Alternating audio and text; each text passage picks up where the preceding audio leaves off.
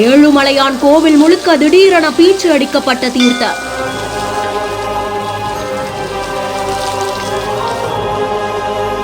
சிகப்பாக மாறிய வெள்ளை ஆடைகள்.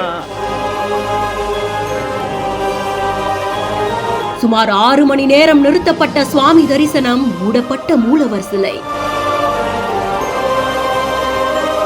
சொர்க்கவாசல் திறப்புக்கு முன் திருப்பதியில் நடந்தது என்ன?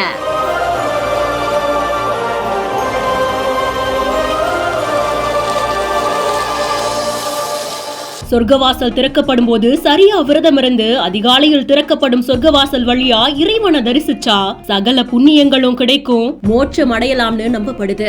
இதற்காக கோவில சுத்தம் செய்யறதுக்காக ஆழ்வார் திருமஞ்சனம் நடைபெற்றிருக்கு. கோவில சுத்தம் செய்யும் இந்த பணி காலையில 6 மணில இருந்து 12 மணி வரைக்கும் நடந்திருக்கு.